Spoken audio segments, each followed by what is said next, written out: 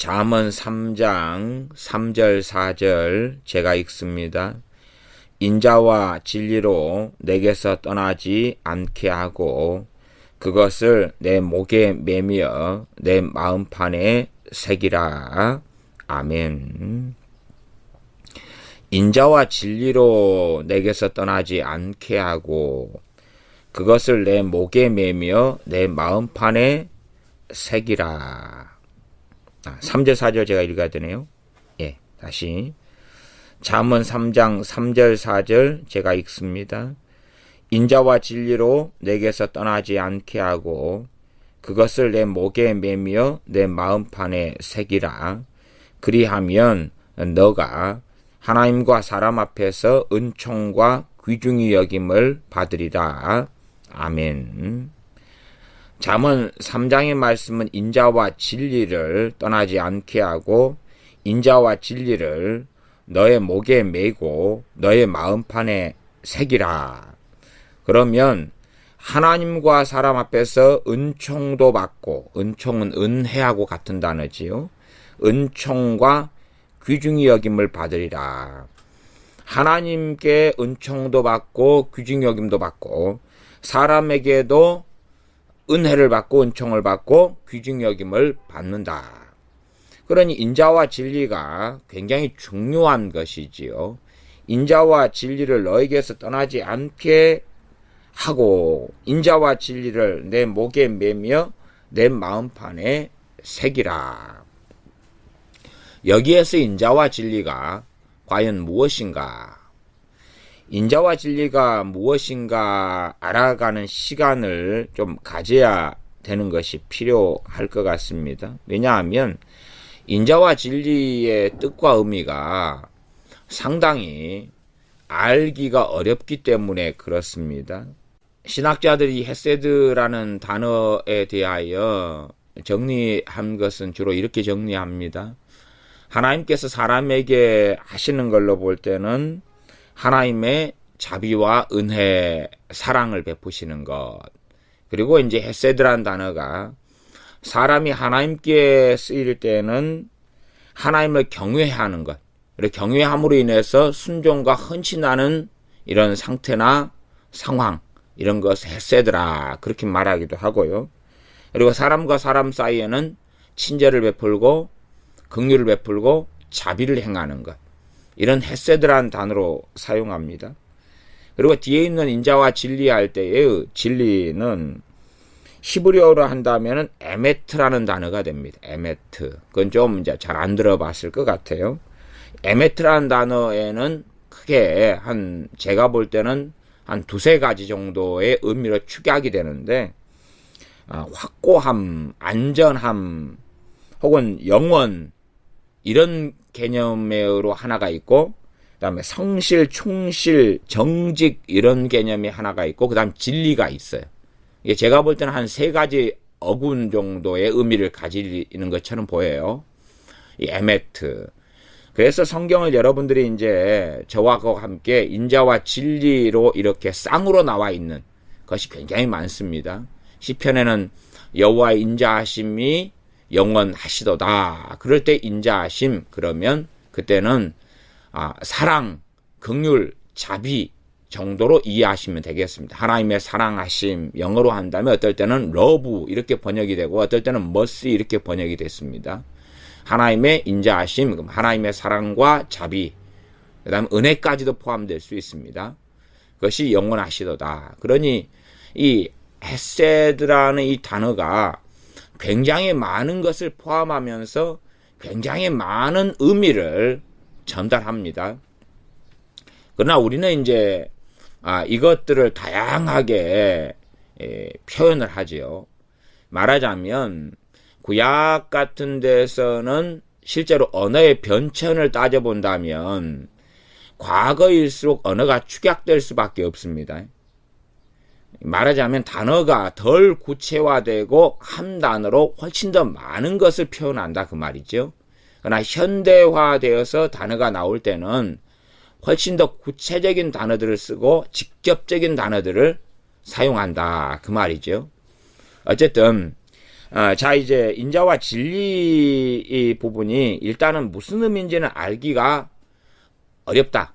그러면 어려운 이유를 제가 첫째로 댄다면, 예를 들어 지금 우리나라의 현대적인 번역들 가운데 우리말 성경은 뭘로 이걸 번역했느냐 그러면, 우리말 성경 제가 읽어드리면, 사랑과 성실을 저버리지 말고 그것을 내 목에 매고 내 마음판에 새겨라.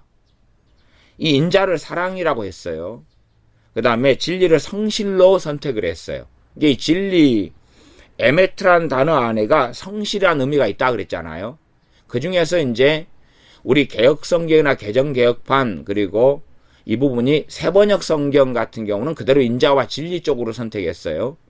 그러나 우리말 성경 같은 경우는 선택을 할 때에 이 인자를 사랑이라고 했고 진리를 성실로 선택을 해버렸어요. 자, 그러면 사랑과 성실을 내 목에 매라. 그리고 그것을 내 마음판에 새겨라. 그럼 그때의 사랑을 어떻게 해석해야지 맞을까? 이제 오히려 우리말 성경 같은 경우는 의미를 훨씬 더 난해하게 만들어버렸어요. 그냥 우리끼리 하는 사랑이라든지, 하나님의 사랑이란 단어, 하나님의 자비란 단어에서는 인자 혹은 인자하심이라는 것을 선택을 일반적으로 해왔기 때문에 익숙하니까 인자가 쓰이면 하나님의 사랑, 하나님의 긍휼, 자비 이렇게 가는데, 그냥 사랑과 성실 이렇게 했으니까 우리끼리의 사랑이란 개념이 상당히 좀 강하게 되는 것 같고, 성실도 하나님의 성실을 목에 메고 마음에 새기라 그럼 이상하죠. 이게 다 사랑과 성실을 우리 편에서 입장에서 보았어요. 우리말 성경은. 제가 볼 때는 번역이 좀 이렇게 이 부분에 문제가 있게 보인다. 자, 그 다음에 공동번역이라는 성경이 있습니다. 이 천주교하고 개신교가 합쳐가지고 같이 성경을 쓰기 위하여 옛날에 1970년도에 번역했다가 천주교만 사용하고 있는 성경, 공동번역 성경. 공동번역 성경 이렇게 번역했어요. 더 복잡하게 번역했는데 아주 좀 인본적인 번역들이 공동번역도 많고 사실은 새번역 같은 경우도 많아요. 성실하게 신의를 지켜라. 이렇게 해서 성실하게 신의를 지켜라. 그러니까 성실하고 신의 이렇게 갔죠. 성실하게 신의를 지켜라. 이것을 내 목에 걸고 내 마음판에 새겨두어야 한다. 그렇게 가니까 이것이라는 것에 대한 의미가 이제 인자와 진리가 아니라 그 어떤 것인지 굉장히 모호하게 만들어 버렸어요. 그리고 다른 성경들은 주로 인자와 진리 쪽으로 선택을 했습니다.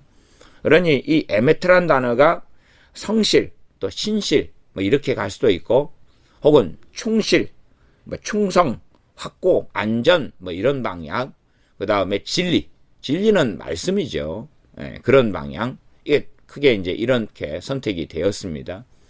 번역하는 이러한 히브리어나 헬라어 전문 성경의 학자들, 박사님들이시죠. 이런 분들이 대거 함께해서 히브리어를 가지고 번역할 때에 어떻게 이 의미를 사용할 것이냐, 한국이면 단어를 어떻게 선택할 것이냐, 영어면 어떻게 선택할 것이냐, 이런 문제가 됐어요.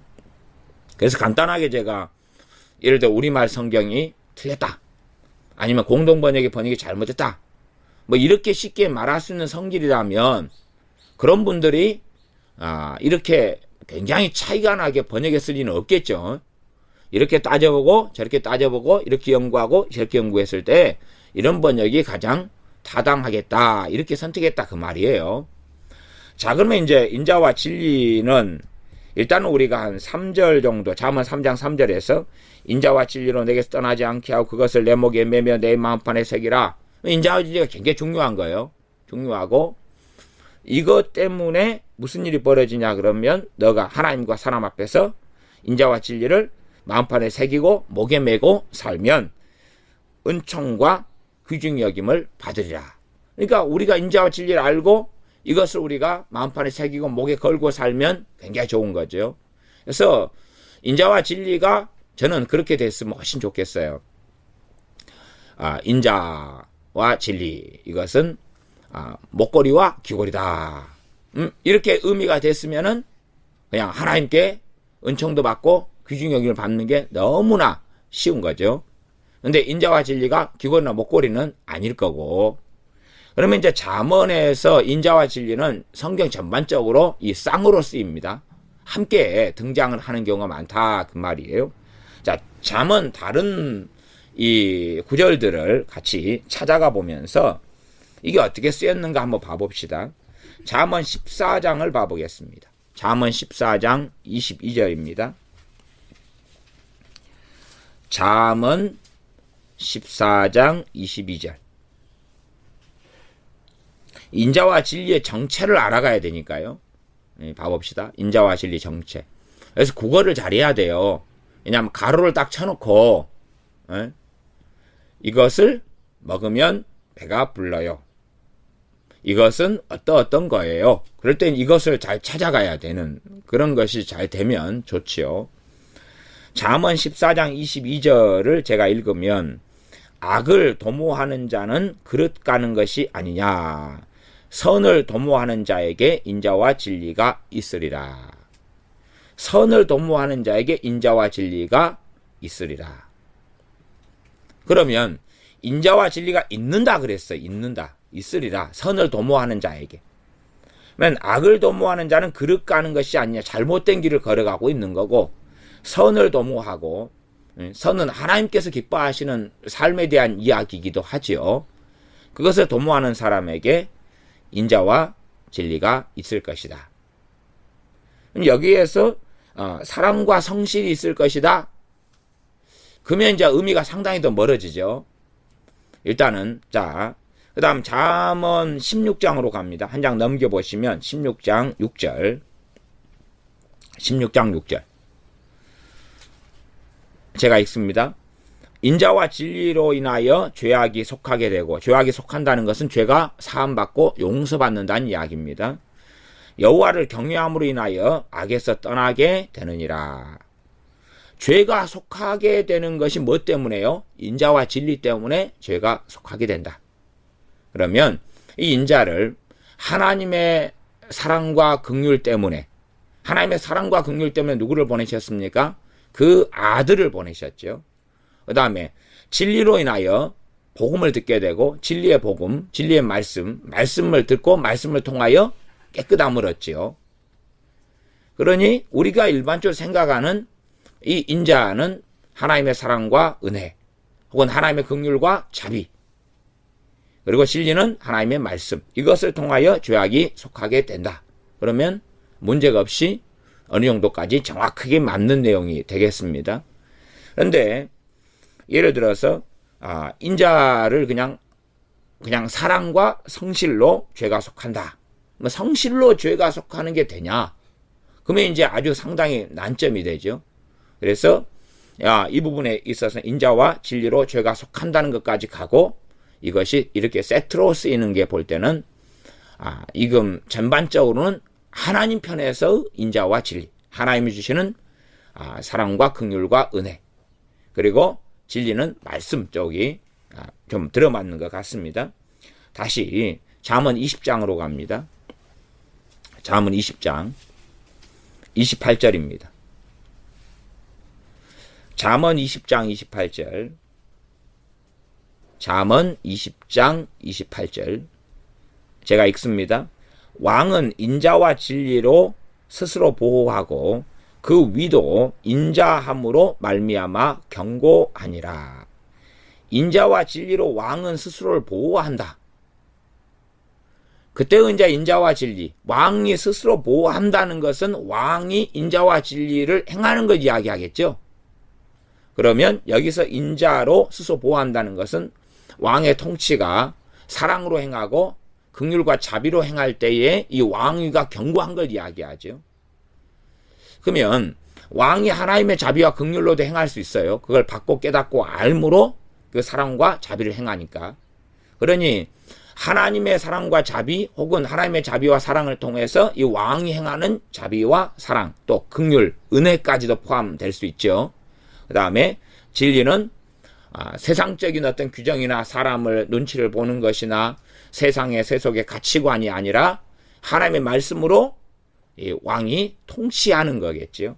그렇게 될 때에 이 왕위가 보호가 되고, 그리고 그 위, 왕권이죠. 왕의 자리도 인자함으로 말미암아 견고하니라.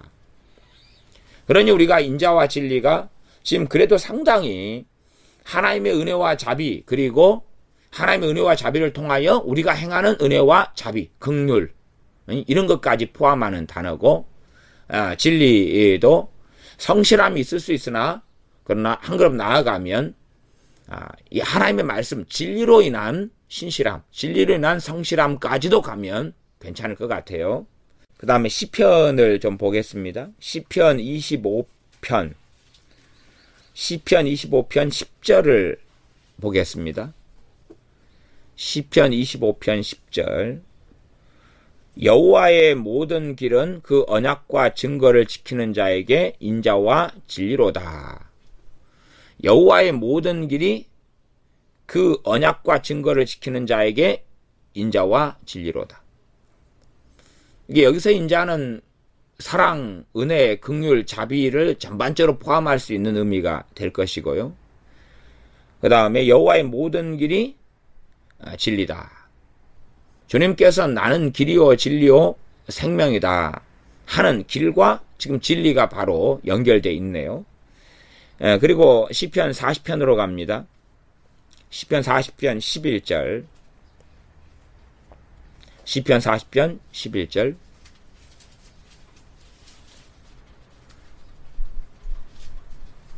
시편 40편 11절 제가 읽습니다. 여호와여 주의 긍휼을 내게 그치지 마시고 주의 인자와 진리로 나를 항상 보호하소서. 여기서 하나의 수식어가 들어가니까 상당히 쉽네요. 주의, 그렇게 됐죠. 주의 인자와 진리. 주의 인자와 진리로 나를 항상 보호하소서. 여기서는 진리를 또 성실로 봐도 큰 문제는 없겠죠. 그러나 성실이라는 단어가 굉장히 직접적인 단어인데 이렇게 갈 때는 의미가 아주 모호해지고 오히려 문제가 생긴다는 것을 알 수가 있습니다. 그래서 인자와 진리가 자꾸만 성경은 짝으로 쓰이죠.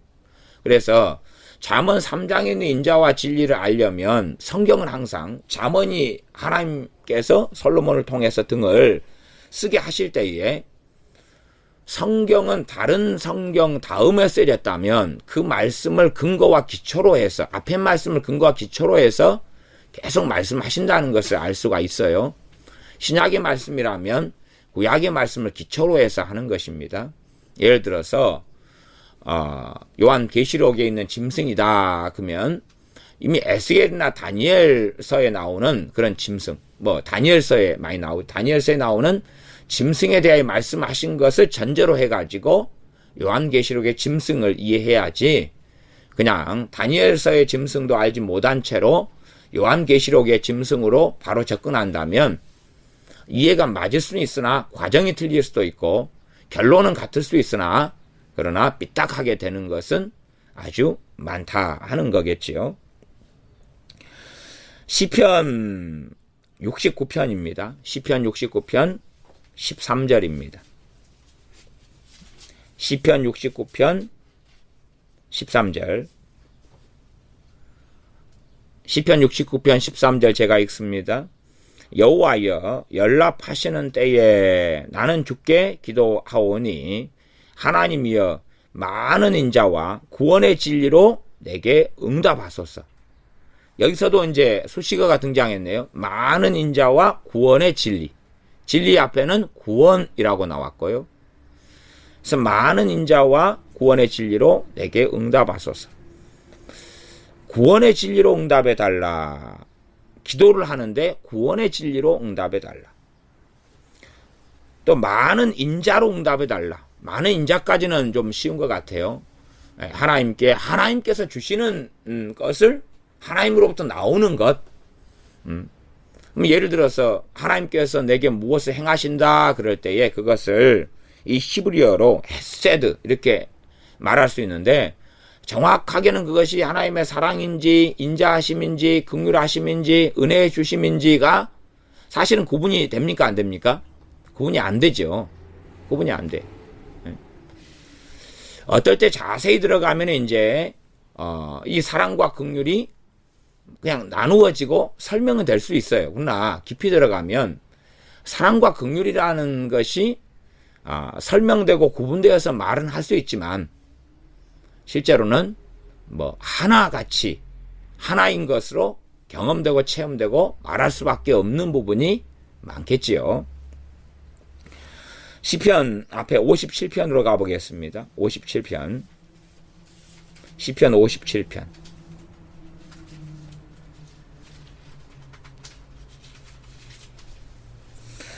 시편 57편 3절. 저가 하늘에서 보내사 나를 삼키려는 자의 비방에서 나를 구원하실지라 셀라. 하나님이 그 인자와 진리를 보내시리로다. 하나님이 그 인자와 진리를 보내시리로다.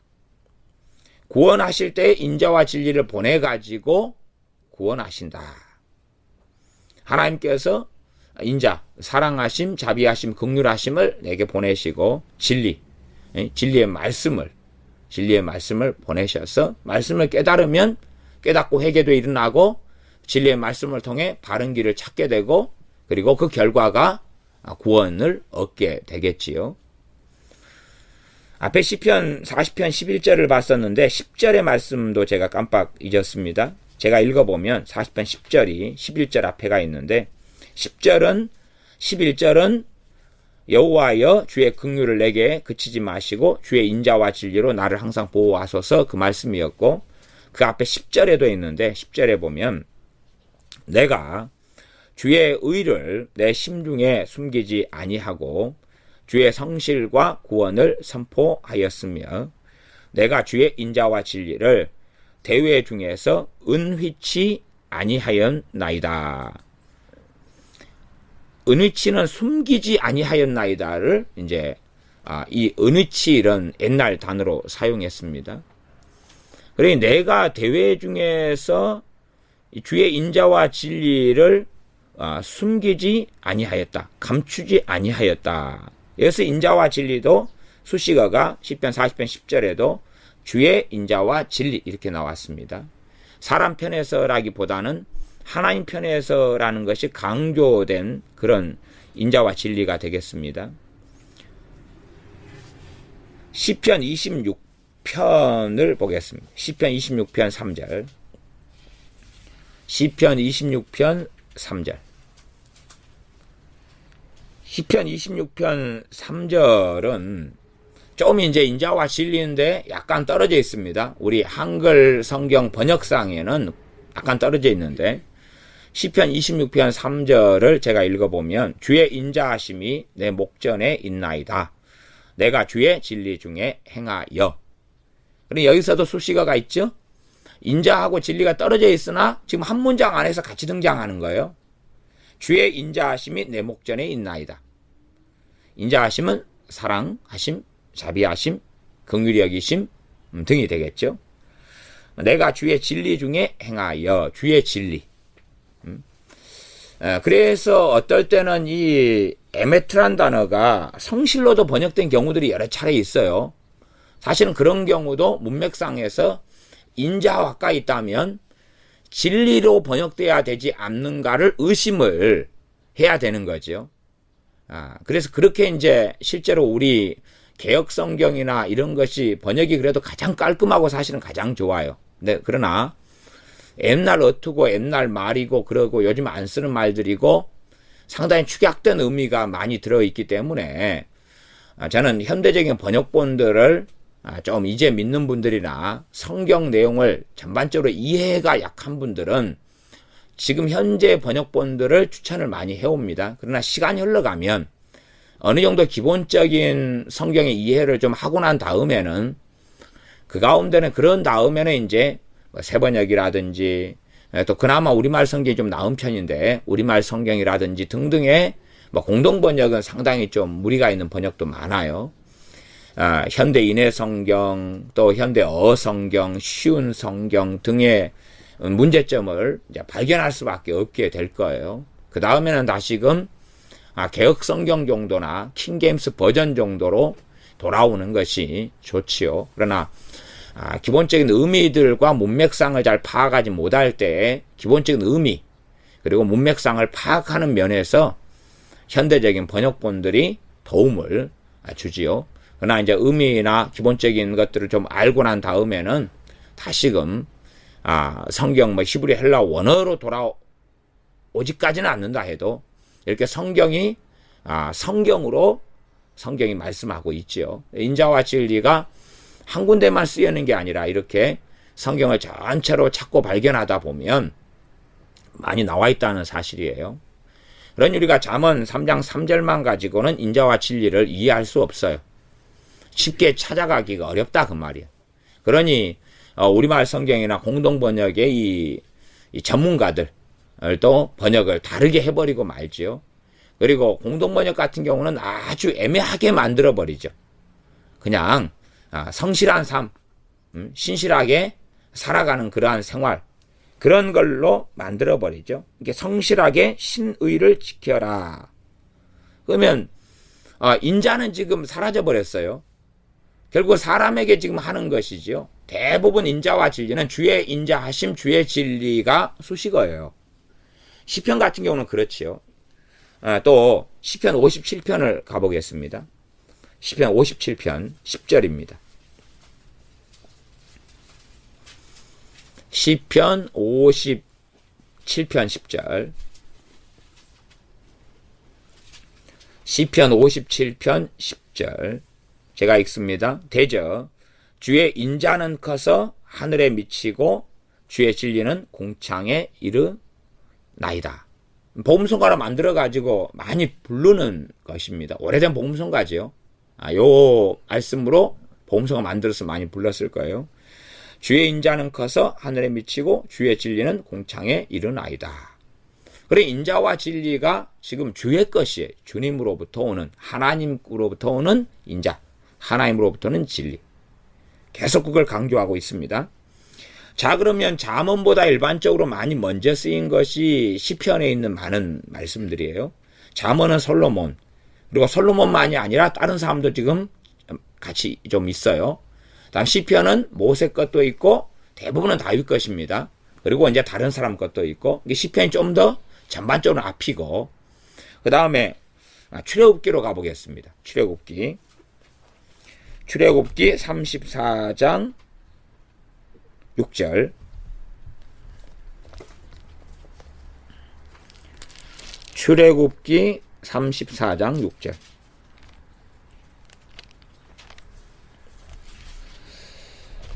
출애굽기 34장 6절. 그러니까 우리가 그 어떤 성경을 볼 때에 어떤 면에서는 쉽게 답을 찾아내려는 것이 좀 곤란한 이야기가 될 수 있어요. 마태복음 6장에 보면 은밀히 보시는, 은밀히 계시는 아버지. 그러니 실상은 주님께서 비유를 말씀하시면서 감추려고 하신다. 어떨 때는 비유를 통해 더 깊이 이해시키려고 하지만 어떨 때는 비유를 통해서 감추려고 비유를 사용하셨거든요. 비유를 말하는 이유는 너희로 그들로 보아도 보지 못하게 하고 들어도 듣지 못하게 하려 함이라. 왜냐하면 어떤 사람이 하나님께로부터 거리가 멀면 멀수록 하나님께서 말씀을 감추어 오셨거든요. 그들이 알지 못하고 듣지 못하고 깨닫지 못하게. 그러나 사람들은 좀 다르게 이해하는 경향이 있어요. 하나님은 원체 자비하시고 긍휼하시기 때문에 무조건 나를 알게 만들어야 되고 깨닫게 만들어야 되고 하나님의 자비와 긍휼은 하나님 말씀을 막 드러내지 숨기는 하나님이 아니다. 이렇게 생각하는 거죠. 그러니 주님의 말씀을 너무 주님의 말씀에 대해 무지하다. 그렇게 말할 수밖에 없어요. 주님이 말씀하시면서 이사야 선지자의 말씀 인용하면서 나는 너희로 보아도 보지 못하고 들어도 듣지 못하고 마음으로 깨달아 돌이킴을 얻지 못하게 하려고 한다. 이런 말씀을 인용하십니다.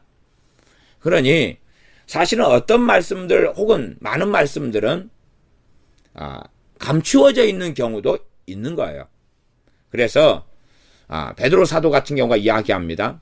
많은 선지자들이 말씀을 연구했다. 히브리서도 그렇게 이야기합니다. 히브리서 기자도 지금 선지자들이 연구했다. 말씀을 연구했고 알려고 했다. 말세의 그 아들을 통하여 말씀하셨다. 또한 다니엘서 같은 경우도 다니엘이 선지자고 하나님께 막 계시를 받고 꿈을 받고 이런 사람인데 말씀을 연구했어요. 연구하다가 이사야 선지자의 글, 이사야 선지자가 예언해서 기록된 그것을 보고 말씀을 깨달아요. 말씀을 연구하다가. 그러면 단지 그냥 성경 읽기만 해가지고 말씀이 깨달아지고 알아진다. 그것은 허황될 때가 아주 많다는 사실이에요. 그래서 좀 이번 시간은 약간은 좀 헛갈리는 시간으로 달려가는 거죠. 다 의미를 한번 이게 뭘까 그리고 찾아가 보세요. 인자와 진리가 나와 있으니까. 자, 출애굽기 34장으로 갔으니까 34장 6절입니다. 6절. 제가 읽습니다. 여호와께서 그의 앞으로 지나시며 그의 앞은 모세입니다. 반포하시되 여호와로라 여호와로라 자비롭고 은혜롭고 노하기를 더디하고 인자와 진실이 많은 하나님이로다. 요 진실이 또 여기 진리로 쓰여 있는 단어거든요. 그러니 여기서 인자와 진실이 많다. 이거는 진실을 선택했어요. 제가 볼 때는 진리를 선택하는 것이 좀 더 맞게 보이는데요. 인자와 그럼 여기서 인자는 앞에는 자비롭고가 나왔고 은혜롭고가 나왔으니까 자비하고 은혜보다는 인자가 좀 더 다른 구분된 의미가 나와 있다고 볼 수 있죠. 그러면 여기서는 인자 그럴 때 사랑 쪽으로 독하면 좀 더 나을 것 같아요. 사랑이 많은. 그 다음에 진실. 하나님에 대하여 하나님의 신실하심은 계속 이야기해 왔습니다. 이게 진실과 같이 가는 단어의 의미가 사실 진리지요. 그러나 진리와 진실은 우리가 경험할 때는 상당히 다르게끔 경험하고 느낍니다. 자, 출애굽기 다음에 신명기를 봐보겠습니다. 신명기 7장입니다. 신명기 7장 9절입니다. 출애굽기 다음에 레위기, 민수기, 신명기가 있습니다. 신명기 7장 9절. 신명기 7장 9절을 읽습니다. 그런즉 너는 알라. 오직 내 하나님 여호와는 하나님이시요 신실하신 하나님이시라. 그를 사랑하고 그 계명을 지키는 자에게는 천대까지 그 언약을 이행하시며 인애를 베푸시되. 앞에 신실하신 하나님이시라 할 때 신실이 이제 신실하고 저 아래에 있는 인애를 베푸신다 할 때 인애가 인자.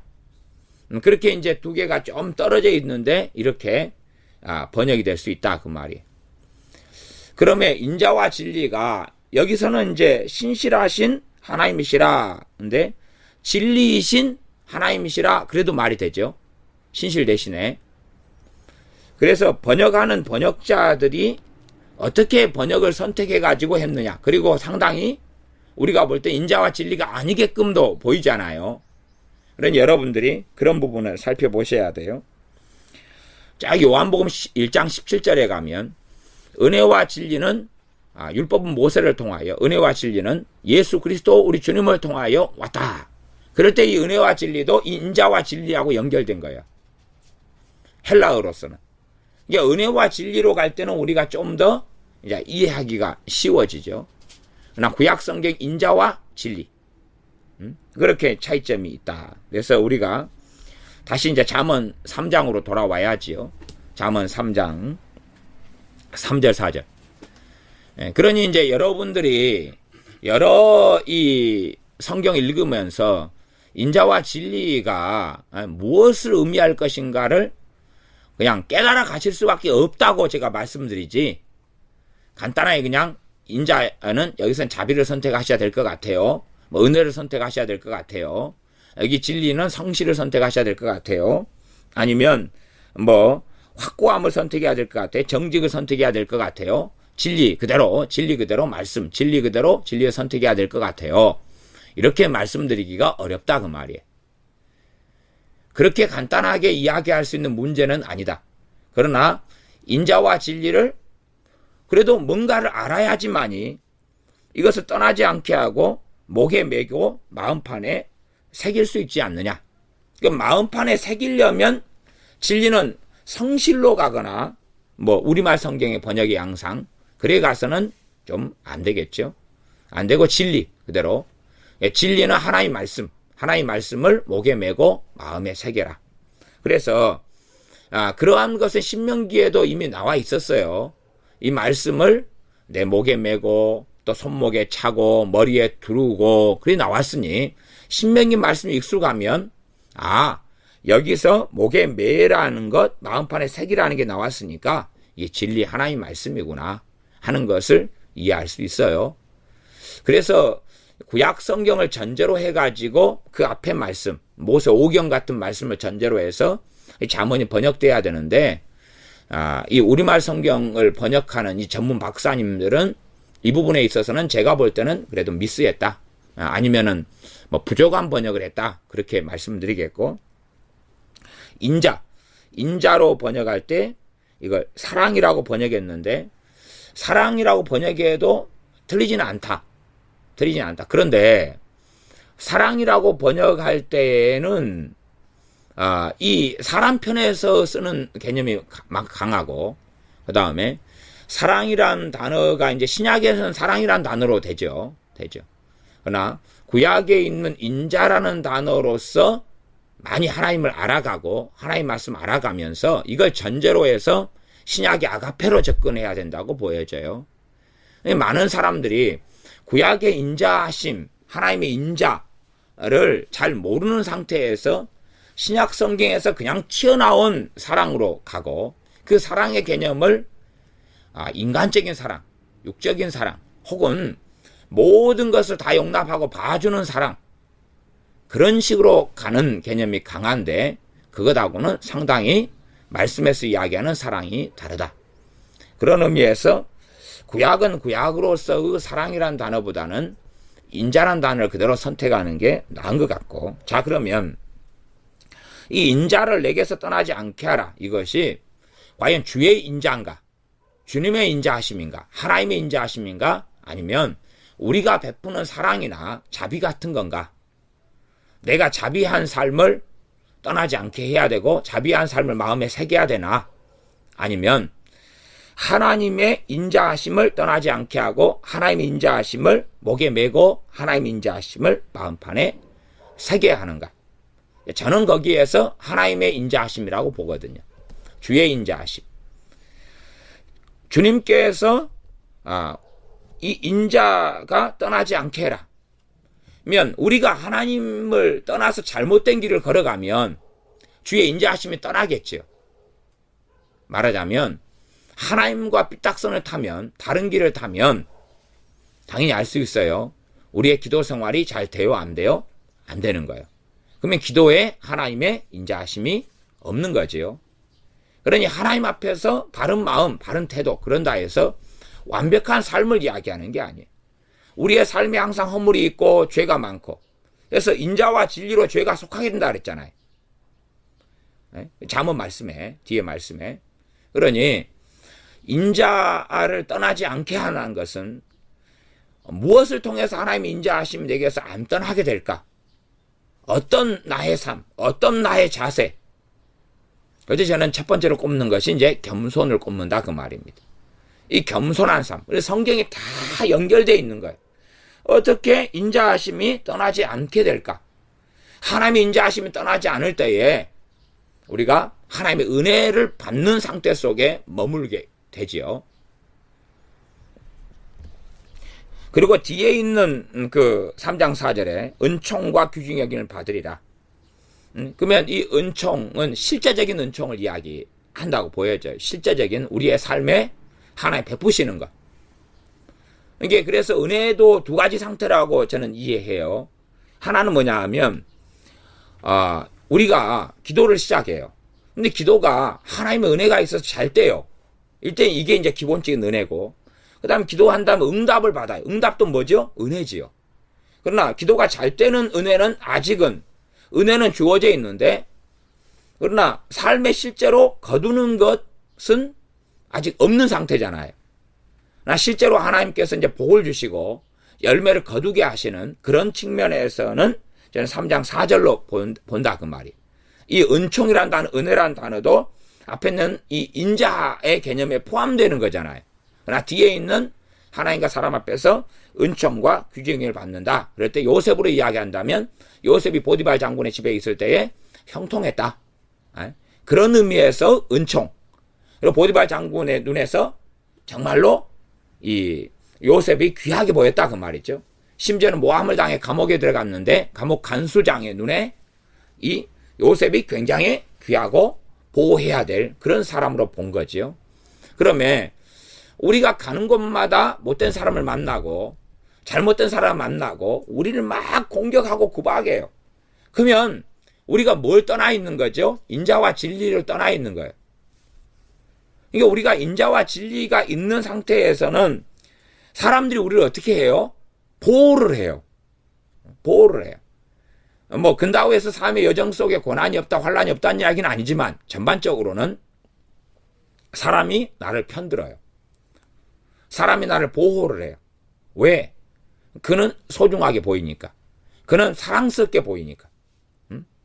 그는 아름답게 보이니까. 물론 이제 그런 거 진리의 삶, 선지자들이나 우리 주님께서는 이 세상 사람들 또 마귀적인 사람들에게까지 뭐 규정을 받지는 않으셨어요. 그렇지만 이것은 지금 일반적인 삶의 진리를 이야기하고 있는 거예요. 그건 특별한 것이고 일반적인 삶. 진리의 문제에 있어서는 주님께서 검을 주러 오셨어요. 진리의 문제에 있어서는 검이 나타나고 화평이 아니라 불화가 나타날 수밖에 없어요.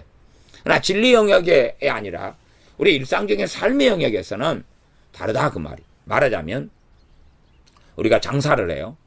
장사를 하면 손님들이 우리 가게에 일반적으로 말하자면 사람에게 귀중행위를 받으리라. 사람들이 다른 가게보다도 찾아오게 되는 거죠. 뭐 조건이 비슷하다면 또 그 사람을 더 마음에 들어하고 친근히 여기게 되는 거죠. 나아가서 은혜를 베풀어요. 사람들이 은혜를 베풀어요. 내게 은혜를 베풀어요. 그런 삶을 경험하지요. 하나님께서 은혜를 베풀어요. 하나님의 관여하심이, 은혜 주심이 있고 하나님께서 우리를 귀중히 여겨요. 어떤 것이 있을 때요? 인자와 진리를 떠나지 않게 할 때. 인자와 진리가 떠나지 않게 할 때. 그러니 우리가 하나님 말씀을 사랑하는 것이 진리, 하나님 말씀을 사랑하는 것이 당장은 돈이 나오게 안 보이고 떡이 나오게 안 보인다 그 말이. 그러나 하나님 말씀을 사랑하는 것은 놀라운 복을 가져오는데 하나님과 사람들이 우리에게 은총과 귀중히 여김을 주고 베푼다는 사실이죠. 그 다음 인자를 떠나지 않게 해라. 인자를 목에 매라. 인자, 하나님의 인자하심. 하나님의 인자하심. 사실은요, 우리가 다른 사람을 인자하게 행한다. 그럴 때에 우리가 행하는 많은 인자롭게 행하는 것은 모조품이지 진품은 아니에요. 우리가 행하는 것은. 말하자면 하나님의 사랑을 경험하고 받아야지 그 사랑을 베풀 수 있는 거예요. 그리고 우리가 만들어낸 사랑이나 우리가 만들어내는 인자나 자비라는 것은 사실은 우리의 자아 충족, 우리의 욕구 충족, 내 자신이 선량한 사람이 되고자 하는 욕구. 그래서 내 스스로의 명예심, 내 스스로의 사람들 앞에서 드러남, 자랑, 나의 자부심, 나를 만족시키는 것, 이러한 것 등등을 위한 모조품이지 실제로 하나님께서 우리에게 주시는 자비와 긍휼과 사랑이 아닐 때가 많아요. 그렇기 때문에 이 모조품은 자주 고장을 일으켜요. 정품이 아니기 때문에. 그래서 긍휼과 사랑을 베풀지 않아야 될 때 베풀게 되는 거죠. 이것이 연민 혹은 과도한 애정, 과보호 등으로 나타나죠. 부모가 자녀를 사랑하는 것도 자기의 사랑으로 하는 것은 모조품이에요. 그러니 문제가 많이 일어나고 고장이 많이 일어나고 용도 변경이 많이 일어나죠. 하나님의 인자하심을 내가 경험하고 받고, 하나님의 인자하심이 마음판에 새겨라 이렇게 이야기했으면, 최소한은 우리가 하나님의 자녀라면 하나님께서 나를 내게 인자하게 하시는 것을, 나를 사랑하시는 것을 뭐 해야 돼요? 믿고 깨닫고 알고 있어야 돼. 마음에 새기는 것은 깨닫고 알고 있는 것을 이야기하는 거예요. 깨닫고 알고 믿고 있는 걸 이야기하는 거예요. 하나님의 사랑을 받아보려고 노력하는 게 아니라 하나님의 인자하심, 하나님의 자비로우심, 하나님의 은혜로우심, 하나님의 긍휼히 여기심, 하나님의 사랑하심을 내가 깨닫고 알고 믿고 있어야 되는 거지. 신약적으로 한다면 하나님의 인자하심의 가장 놀라운 드러내심은 주님의 십자가예요. 주님의 우리의 죄를 위한 피 흘리심이에요. 그러니 하나님의 인자하심이 주님 아들을 보내기 전에도 하나님께서는 그의 백성들에게, 심지어는 이 땅의 사람들에게 이 인자를 베풀어 오셨어요. 그러니 그것을 마음에 새기고 있어야 되고 알고 있고 깨닫고 있어야 돼요. 그러나 하나님의 인자하심을, 하나님께서 우리에게 향하신 그 인자하심을 마음에 새기고 있지 않을 때, 깨닫고 있지 않을 때, 알고 있지 않고 망각할 때, 은혜를 잊어버릴 때 우리의 삶에는 문제가 생기는 거지. 하나님의 인자하심을 망각하고 잊어버릴 때, 마음에 새기고 있지 않을 때는 무슨 일이 벌어지냐 그러면 자기의 행위에 몰두하게 돼요.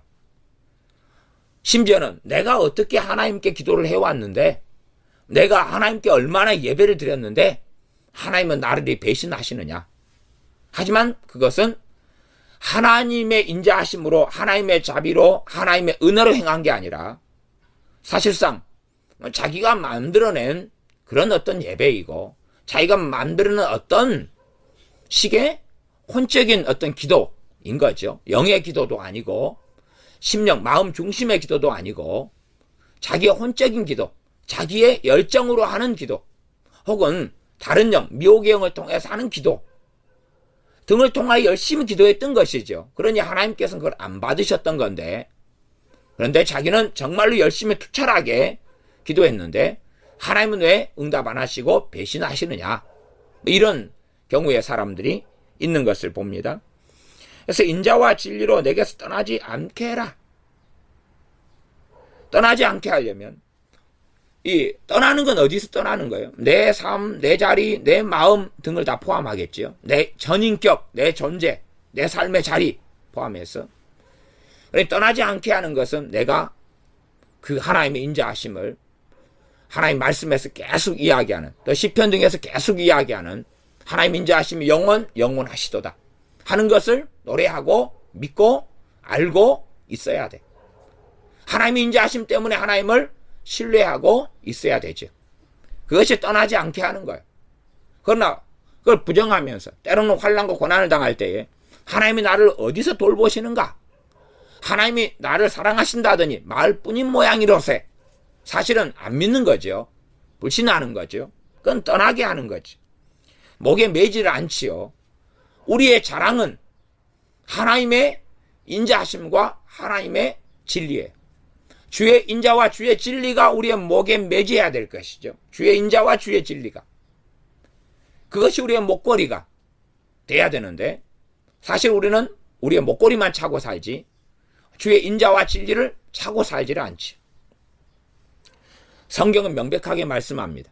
우리 사람들은 하나님을 등지고 떠났기 때문에 사랑받을 자격이 상실했다는 사실, 아담과 하와 이후로 하나님의 은혜와 긍휼을 받을 자격을 상실했다는 사실, 노아 같은 사람이라 할지라도 하나님께서 그에게 은혜를 베푸셨기 때문에 그가 의인의 삶을 살 수 있었고 의인이 되었던 거예요. 그러지 의인이 되었기 때문에 은혜를 주신 게 아니에요. 물론 하나님의 은혜를 베풀어서 그가 의인되고 그가 또 의인이 되는 삶의 길을 걷기 때문에 또 은혜를 베푸시는 그런 선순환의 자리에 들었지만, 하나님이 먼저 선택하시고 은혜를 베푸시고 긍휼과 자비를 행하셔야지만이 사람이 달라지고 변화될 수 있는 거예요. 하나님의 은혜가 먼저 와야 돼요. 성령의 열매로 이야기한다면 우리 주 예수님을 통하여서 성령님을 부어주셔요. 성령님이 우리에게 신자에게 임하실 때에 성령님의 9가지 열매다 그러면 그걸 가지고 오시겠어요? 안 가지고 오시겠어요? 가지고 오시죠. 그리고 성령님께서 더 내게 역사하시도록 내가 주님을 더 신뢰하고 그런 길을 걷는다면 그 성령님이 가지고 온 열매들은 더 활성화되고 더 드러나고 더 나타날 거예요. 그러나 근원적으로 내가 바르게 행했기 이전에 내가 우리 주님을 더 의지하고 주님의 사랑을 더 믿고 받아들인다면 성령님의 충만하심이 나타나죠. 그리고 그러면서 그 믿음을 통하여 성령의 충만함이 나타나고 그 사랑이 내게 흘러와서 사랑의 삶이 가능해지게 되는 거죠.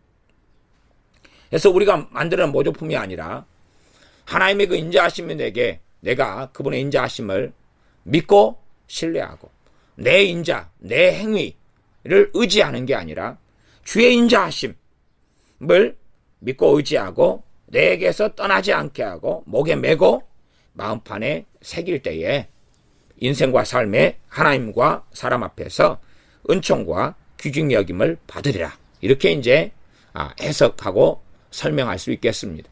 그러하면 우리의 삶 속에 우리 자신이 만들어내는 인자가 아니라 주의 인자. 그래서 주의 인자 이 부분을 좀 더 이해하려면 여러분이 시편을 많이 보셔야 돼. 시편을 주의 인자하심이 나온 부분에 대해서 잘 묵상하다 보면 지금 이 주의 인자하심을 하나님의 사람들이 노래하고 있는데 어떤 관점에서 노래하고 있는가? 자기가 똑바로 살았기 때문에 주의 인자하심인가? 아니면 죄인이고 부족하고 허물이 많은데 주의 인자하심을 바라고 있는가? 사실은 많은 경우에 죄인이고 허물이 많고 문제가 많은데 주의 인자하심을 바라고 있고 주의 인자하심을 믿고 있다는 사실이고 주의 인자하심을 찬양하고 노래하고 있다는 사실입니다. 그러면 인자를 내게서 떠나지 않게 하고 그것을 내 목에 매며 내 마음판에 새기라. 진리를 떠나지 않게 하고 그리고 그것을 목에 매며 내 마음판에 새기라. 이것이 하나님께서 우리에게 요구하시는 거고 그때 되면 너가 하나님과 사람 앞에서 은총과 귀중히 여김을 받을 것이다. 이게 그로 인한 복이죠. 그로 인한 축복 이렇게 말할 수 있습니다. 기도하겠습니다.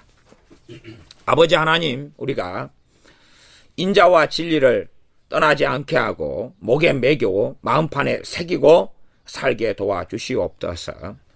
우리 주 예수님을 통하여서 전능하신 하나님께서 우리를 얼마나 사랑하셨고 얼마나 긍휼과 자비와 은혜를 베푸셨는지를 망각하는 사람들이 아니라 주님의 하나님의 인자하심을 깨닫고 알며 찬양하며 찬미하며 노래하며 그 은혜를 잊어버리지 않고 마음에 새기고 있는 우리가 되게 하여 주시옵소서.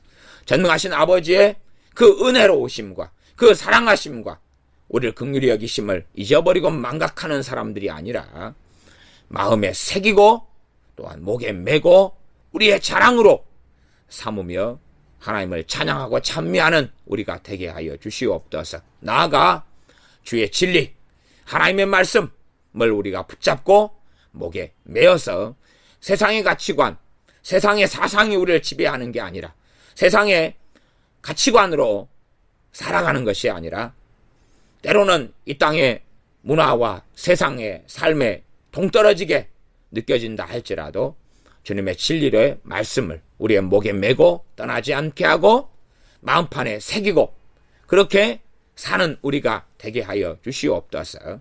이 율법책을 내게서 떠나지 않게 하고 말씀했던 것처럼 진리의 말씀을 떠나지 않게 하고 가까이 하고 묵상하고 사랑하는 사람들, 주의 말씀을 사랑하는 사람들로 살아가면서 하나님으로부터 오는 은총과 귀중히 여김, 사람들을 통해서 하나님 베푸시는 은총과 귀중히 여김을 받고 살게 하여 주시옵소서. 우리 주 예수님의 이름으로 기도하옵나이다. 아멘.